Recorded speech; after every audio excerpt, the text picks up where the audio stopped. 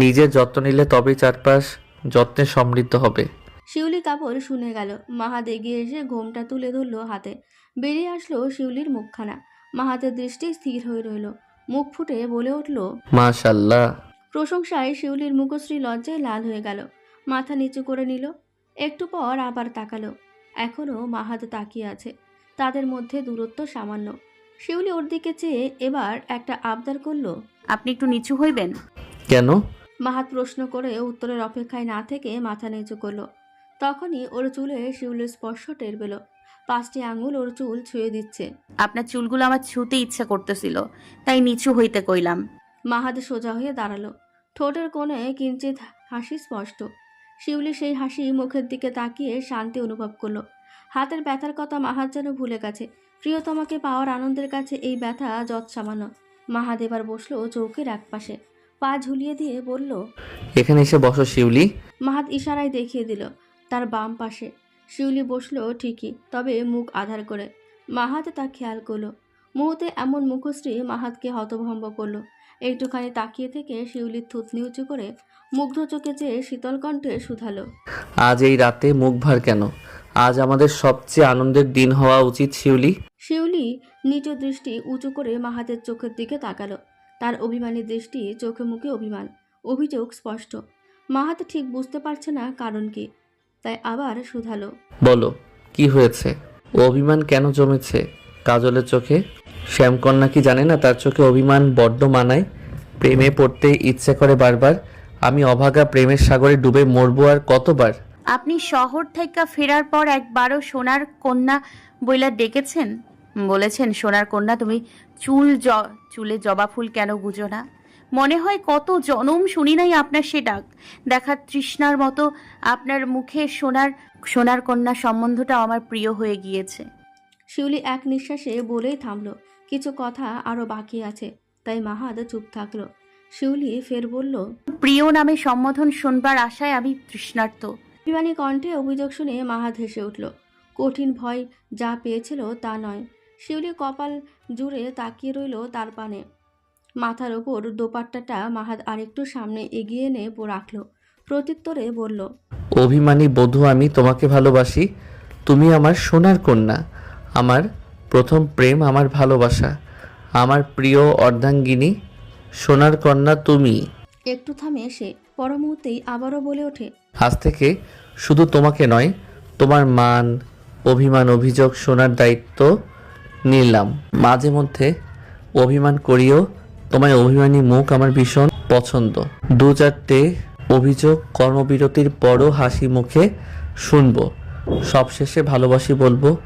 শোনো, যেদিন আষাঢ়ে ঝুম বৃষ্টি নামবে, তুমি আমি ভিজবো দুজনাই। তোমার শাড়ি ভর্তি আলমিরার মধ্যে 2-4টে চিঠি থাকবে আমার নামে। উদাসীন দুপুরে টেলিফোনের কণ্ঠে একটু মন ভিজিও যখনই মনে পড়বে। অচেনা অলিগলি যখন ভালো লাগবে না বলিও নিয়ে আসবো। তোমার চিরচেনা এই গ্রামের পথ, নদীর বুক ডিঙিয়ে বহু দূরে। আর শোনো, যত্নে রেখো আমাকে, যেভাবে শাড়ির আঁচলে বেঁধে রাখো খুচরো পয়সা। শিউলি হাঁটুতে থুতনি রেখে অপলক চেয়ে আছে। কত সুন্দর কথা জানে মানুষটা, কত অনুভূতি, কত প্রতিশ্রুতি। সবটা স্বপ্ন মনে হচ্ছে তার কাছে। মাহাত কথা শেষ করে শিউলির বাম হাত মুঠোয় নিল। অনামিকা আঙুলে একটা আংটি পরিয়ে দিল। হ্যারিকেনের আলোয় চকচক করছে সোনার আংটি, এতে কোনো সন্দেহ নেই। আপনি আবার আংটি আনছেন কেন? কত গয়না গায়ে, এত গয়না ভালো লাগে না। আমার সোনার কন্যাকে সোনার আংটি উপহার দিলাম নিজের অর্থে। গহনা তো মায়ের, যা তোমার জন্য বরাদ্দকৃত ছিল। তোমাকে আরও একটা জিনিস দেওয়ার আছে। মাহাত পাঞ্জাবির পকেট থেকে কিছু একটা বের করছে। হাতে ব্যথা অনুভব করলো একটু। তা মুখ দেখেই বোঝা গেল ব্যান্ডেজ করা আছে। পকেট থেকে জিনিসটি বের করে হাতের মুঠোয় বন্ধ করে সামনে ধরল। তারপর মুঠো খুলতেই নজরে পড়ল রূপোর একটি নূপুর। শিউলির অতি প্রিয় নূপুর। ও অধীর আগ্রহে জানতে চাইল, কোথায় পাইলেন? এটা তো হ্যাঁ, তোমার নদীর ঘাটে আমাদের দুজনের মুখোমুখি প্রথম দেখার কথা মনে আছে? যখন তুমি ছুটেছিলে আমায় দেখে, সেদিনই পা থেকে পড়ে গেছিলে আম গাছের নিচে। অচেনা মেয়েটার দুপুরটি অতি যত্নে পকেটে রেখে দিয়েছিলাম। কে জানতো ওই মেয়েটি আমার অর্ধাঙ্গিনী হবে। অথচ আমি কখনো কুড়িয়ে পাওয়া মূল্যবান জিনিসও এত যত্নে রাখিনি কখনো। যা তোমার পায়ের নুপুরকে রেখেছিলাম, তারপর নিজে অবাক হয়েছিলাম। এই ভেবে ডাক্তার মাহাত রহমান ও কাউকে এত তীব্রভাবে ভালোবাসতে পারে? ভালোবাসা কি আমিও বুঝতাম নাকি? অচিন মানুষ, আপনি আয়শা সবকিছু এলোমেলো কইরা দিলেন। হৃদয়ের গভীরে উত্তাল ঢেউয়ের মতন অনুভূতি জাগালেন। বোঝালেন ভালোবাসা কারে কয়। সে ভালোবাসার বাঁধনে আজ আমরা বাধা পড়লাম। অতঃপর দুজনে হেসে উঠল, একজন লজ্জায় আরেকজন মুগ্ধতায়। মাহাত চৌকি থেকে নেমে নিচু হয়ে বসল। অতঃপর সযত্নে শিউলির পায়ে নুপুরখানা পরিয়ে দিতে গেল, কিন্তু শিউলি বাধা দিল। পা সরিয়ে চকিত কণ্ঠে বলল, কি করতেছেন? পায়ে হাত দিতেছেন কেন?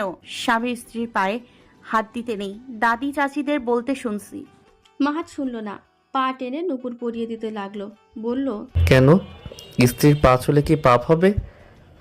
স্ত্রী স্বামীর পা মালিশ করলে খেদমত, আর স্বামীর বেলায় বারণ। আমি এসব মানি না শিউলি, আর মানব না। তুমি আমার সমান, দুজন দুজনের পরিপূরক হিসেবে সারা জীবন রব। শিউলি মানুষটাকে যত দেখছে শুনছে ততই মুগ্ধ হচ্ছে। এমন সুন্দর মনের মানুষ তার ভাগ্য ছিল ভেবে শুকরিয়া জানালো সৃষ্টিকর্তাকে। মাহাত তত করে পায়ের কাছ থেকে উঠে পড়েছে। শিউলির হাত ধরে চৌকি থেকে উঠে কাঠের টেবিল হতে হ্যারিকেনটা তার সামনে ধরল। হ্যারিকেনের কমলা আলো শিউলির মুখশ্রীতে ছড়িয়ে পড়ল। ফুটে উঠল শ্যামবরণ সজ্জিত অতি সুন্দর একখানা মুখ। শিউলি আলোর কারণে চোখ বন্ধ করেছে, নিভু নিভু দৃষ্টিতে তাকাচ্ছে মাঝে মধ্যে। মাহাত নিশ্চুপ তাকিয়ে রইল। কখন চোখে ঘোর লেগে এলো বুঝতেও পারল না। হ্যারিকেনটা রাখলো আগের স্থানে। মাহাত এগিয়ে গেল, ঘুচালো সামান্য দূরত্বটুকু। শিউলি এবার চোখ খুলল, টের পেল খুব নিকটে কারো অস্তিত্ব। বুক কাঁপছে অবিরত, হৃদস্পন্দন টের পাচ্ছে। এমন অনুভূতি কখনো হয়নি আগে। মাহাত প্রথম চুমু এঁকে দিল শিউলির কপালে, দ্বিতীয় নাকে। শিউলি খুলে রাখা চোখ মুহূর্তেই বন্ধ হলো। আবেশের নিঃশ্বাস দ্রুত ওঠানামা করছে। মাহাত নেশালো দৃষ্টিতে তাকিয়ে ধীরে ঘোর লাগা কণ্ঠে বলে উঠল, তোমার মাঝে আমার সর্বসুখ বিরাজ করুক সোনার কন্যা। তুমি বিহীন আমার এই জীবন বৃথা। শীতের আর্দ্রতাময় সকাল, লেপের ভেতর উষ্ণ শরীর আরামে ঘুমিয়ে আছে মাহাত। বুক পর্যন্ত টেনে দেওয়া লেপ। পাখির কিচিরমিচির শব্দ তার কানে আসলো। ঘুম ভেঙে গেল আওয়াজে। চোখ মেলার আগেই হাতড়ে কাউকে খুঁজল, না পেয়ে তড়িৎ গতিতে চোখ মেলল। দেখলো তার বাম পাশ ফাঁকা, শিউলি নেই। মাহাত শোয়া থেকে উঠে বসল। ঘুম ঘুম চোখ কষলে কাঠের টেবিল থেকে চশমাটা পরে নিল। তারপর খুলে দিল ঘরের জানালা। রোদের কিঞ্চিত আলো পড়ল এসে তার চোখে মুখে। শীতের তীব্রতা কমে এসেছে বোধহয়। পরশু শীত ছিল বেশ, কাল অবশ্য কম ছিল। মাঘ মাসের শেষ আর 3-4টে দিন আছে। শীত কমে যাওয়া স্বাভাবিক লাগছে। মাহাত ঘর থেকে বেরিয়ে দুয়ারে যেতে কোথা থেকে শালিকের এসে ওর কাঁধে বসলো। মাহাত তাকালো, হেসে কাঁধ থেকে হাতে নিল, শীষ বাজালো তারই সামনে। আশ্চর্যজনকভাবে শালিকও শীষ দিল কিঞ্চিত সময়ের জন্য। মাহাতের শীষ দেওয়ার আওয়াজে আমেনা রান্ধনঘর থেকে পিছনে তাকালো। শালিকের শীষ শুনে বলল, শিউলি রোজ শীষ শোনায়, কিন্তু একদিনও শালিক শীষ দেয়নি, আইস প্রথম দিল। হাসি মুখে বলল আমেনা। মাহাত এতটুকু ব্যাপারে বেশ আনন্দিত হলো। জবেদা বিবি ঘর থেকে বেরিয়ে আমেনাকে উদ্দেশ্য করে বলল, শিউলি এখনো নদী থাইকা আসে নাই? নাচ জামাই উঠা পড়ছে, কি লাগবো দিবার হবে? আম্মা এতক্ষণে তো আসার কথা। আয়শা পড়ছি। তখনই শিউলির আগমন হলো। দুয়ারে বালতি হাতে দাঁড়িয়ে আছে। মাহাত উঠোন হতে দেখতে পেল জবেদা বিবি আদেশ দিল, নাচ জামাইরে নিমের দাঁতন আয়না দে, দাঁত পরিষ্কার কইরা হাত মুখ ধুইয়া খাইতে দিব তোর আম্মাই। শিউলি বালতি রেখে চুল থেকে গামছা খুলে দড়িতে মেলে দিয়ে ঘরের দিকে আসলো। দুয়ারে মাহাত দাঁড়িয়ে আছে, তাকে দেখে থামলো। মাহাত মিটিমিটি হাসছে। সে হাসি দেখে শিউলি লজ্জা পেল, মাথা নিচু করে ঘরে প্রবেশ করলো। মাহাতও ওর পিছু পিছু গেল। শিউলি শাড়ির আঁচল টেনে হাতে রাখা আয়নার সামনে কাজল মুছছে। চোখে দিতে গিয়ে আরেক দিকে এলোমেলো হয়ে গেছিল। মাহাত শিউলির পিছনে এসে দাঁড়ালো। ছোট আয়নায় শিউলির নজরে পড়ল। মাহাত তার পিছনে দাঁড়িয়ে আছে। আয়নায় দুজনকে দেখা যাচ্ছে, দুজনের মুখেই হাসি লেগে আছে। শিউলি আয়না রেখে পিছু ঘুরবে তার আগেই মাহাতের হাতের বাঁধনে আটকা পড়ে সে ঘুরতে পারল না। তার পিঠ মাহাতের বুকে লেপ্টে আছে। শিউলি কাঁপছে, শীতে নাকি ছোঁয়াতে ও কাঁপা কণ্ঠে বলল, ছেড়ে দিন, কেউ আসতে পারে ঘরে। মাহাত তৎক্ষণাৎ ছেড়ে দিল। শিউলিকে নিচের দিকে ফিরিয়ে সদ্য কাজল দেওয়া চোখের দিকে তাকিয়ে বলল, লাল শাড়ি এবং কাজল চোখে অপূর্ব লাগতেছে, শুধু একটা জিনিস নেই। শিউলি আগ্রহে জানতে চাইল কি? তার কাছে মাহাদের কি ভালো লাগবে এটাই গুরুত্বপূর্ণ যেন। অধীর আগ্রহে তাকিয়ে রইল সে। বলল, জবা ফুল। সে প্রসঙ্গ পাল্টে বলল, চলুন নিমের দাতন পাইরা আনি। মাহাদ শিউলির সঙ্গে পা বাড়ালো। জানতে চাইল, স্কুলে পড়ো, বইয়ের ভাষা জানো নিশ্চয়ই, তারপরে আঞ্চলিক ভাষায় কথা বলো কেন? আঞ্চলিক ভাষায় কথা কইতে শান্তি লাগে, বাইরের ভাষায় কথা কওয়ার কখনো দরকার পড়েনি, তাই কই না। আমি যদি বইয়ের ভাষায় কথা বলতে বলি খুব সমস্যা হবে। শহরে আঞ্চলিক ভাষা মানুষ কমই বোঝে, পরিস্থিতি অনুযায়ী ভাষার প্রয়োগ করতে হয়। সবার আঞ্চলিক ভাষা তার কাছে সুন্দর, কিন্তু অন্য মানুষ না বুঝলে সেই ভাষার প্রয়োজন সব জায়গায় না করাই ভালো।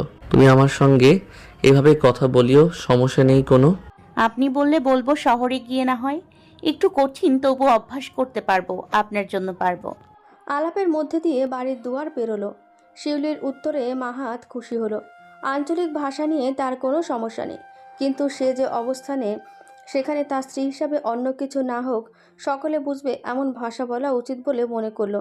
নিমের ডাল বেঁকি দিয়ে পেরে শিউলি ভেঙে দিল দাঁতন হিসাবে ব্যবহার করতে। আপনি গাছে উঠতে পারেন? না। মাহাদের উত্তর শিউলি হো হো করে হেসে দিল। সেই হাসি থামছে না যেন। মাহাত ভ্রুকুচকে জানতে চাইল, এতে হাসার কি হলো? পুরুষ মানুষ হয়েও যে গাছে উঠবার পারে না, এই কথা শুনলে আমার হাসি পায়। আমি উঁচু গাছেরও উঠবার পারি। মালা আর আমি কত গাছের আম জাম চুরি করে খাইছি। মাহাতের দৃষ্টি বড় বড় হলো। চুরি করতে? কেন, আশ্চর্য হওয়ার কি আছে? চুরি পাপ জানি, কিন্তু আম জাম চুরি করলে কিচ্ছু হয় না। মাহাত কিছু না বলে হুট করে ছুটে গেল সামনে। শিউলি পিছু নিতে নিতে শুধালো, কোথায় যাইতেছেন? শিউলি দাঁড়ালো। মাহাত নিজেও সামনে দাঁড়িয়ে গেছে। কেন ছুটেছে তার কারণ দেখতে পাচ্ছে। একটু বাদে ফিরল সে। হাতের লাল জবা ফুলটা শিউলির কানের পিঠে গুজে দিল।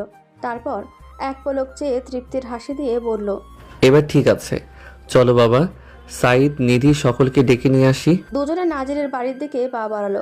পথে নুরুল আলমের সম্মুখে পড়ল মাহাত। দুজনের মধ্যে দূরত্ব সামান্য। নুরুল আলমের মুখশ্রী আধার ও গম্ভীর। ওদের দেখে চোখ মুখ আরও আধারে পরিণত হলো। মাহাতকে পাশ কাটিয়ে চলে গেল। ভেঙে চুরে গেলেও নিজের দম্ভ বজায় রাখতে হনহনিয়ে চলল। মাহাত কেবল হাসল। নুরুল আলমকে শোনাতে জোরেই বলে উঠল, দম্ভের পরিণতি হয় ধ্বংস, সবে শুরু, শেষে এমন না হয় কেউ থাকলো না পাশে। সময় থাকতে গুরুত্ব দিন মাতবর সাহেব। নুরুল আলম দাঁড়িয়ে গেল, তবে পিছু ফিরল না। একটু থেমে আবারও হনহনিয়ে হাঁটা দিল গন্তব্যে। মাহাত নিজেও হাঁটতে লাগলো। জিহাদ হন্তদন্ত হয়ে বাড়ি ফিরল। মাঠে ধান লাগাতে গিয়েছিল। একটা যোগ ধরেছিল পায়ে। সেখান থেকে গলগলিয়ে রক্ত পড়ছে। কাপড় বাঁধতে বাড়ি এসেছে। এসেই ডাক ছাড়ল, পাপিয়া, সারা না পেয়ে আবারও ডাকলো। পাপিয়া কোথায় তুমি? দ্বিতীয়বার ডাকে পাপিয়া হন্তদন্ত হয়ে ঘর থেকে বেরোলো। বলল, কি হয়েছে, কাজ ছেড়ে আসলেন যে? শাড়ির আঁচল মাথায় দিতে দিতে উঠোন থেকে নামলো সে। জিহান সবে মুখ খুলবে তখনই নজর পড়ল পাপিয়ার চোখের দিকে। মুহূর্তের দৃষ্টি তীক্ষ্ণ হলো। কাছে গিয়ে তাকালো ভালো করে। পাপিয়া এভাবে তাকানো দেখে চোখ মাটিতে নিবদ্ধ করলো। লুকাতে ব্যস্ত হলো কিছু, কিন্তু পারল না। জিহান বলল, এদিকে তাকাও। পাপিয়া তাকালো না। মাথা নিচু করে থাকার কারণে জিহানের পা থেকে রক্ত ঝরছে নজরে আসলো। এই বুঝি কথা কাটানোর একটা উপায় পেল। পা থেকে রক্ত ঝরছে, আমি কাপড় নিয়ে আসছি। পাপিয়া উঠোনের দিকে পা বাড়ালো, কিন্তু যেতে পারল না। জিহান ওর কুনুই চেপে নিজের দিকে ফেরালো। শক্ত কণ্ঠে জানতে চাইল, কাঁদছিলে কেন? কই কাঁদবো কেন, চোখে ঝাল পোকা পড়েছিল, এজন্য পানি এসেছিল। জিহান বিশ্বাস করল না। তার তীক্ষ্ণ দৃষ্টি কুঁচকে আসলো। আবারও জানতে চাইল। বলো, কে কি বলেছে?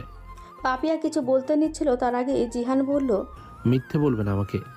থেমে গেল অধর। কিভাবে যেন বুঝতে পারলো, এটা ভেবে অবাক হলো। চুপ করে রইল। তারপর বলল, সন্তান জন্মের ক্ষমতা নেই, এক সংসারের জায়গা হয়নি, অথচ একজন অবিবাহিত সুদর্শন পুরুষকে নিকা করেছি। এটা বোধহয় পাপ, বুঝলেন? সকল ত্রুটি নারীর। সমাজের চোখে পুরুষ হয় ত্রুটিহীন, নাই তাদের কলঙ্কের ভয়। খুব সহজে তাই 2-4টে কুমারী বিয়ে করতে পারে, এতে কোনো দোষ নেই। দোষ শুধু নারীর বেলায়, কেন বলতে পারবেন? জিহানের সন্দেহ সঠিক। চোখ মুখ কঠোর হয়ে এলো। জানতে চাইল, কে বলেছে নাম বলো। কজনের নাম বলবো বলুন? কজনের সঙ্গে বিবাদ করবেন, বরং আরও ঝামেলা বাড়বে।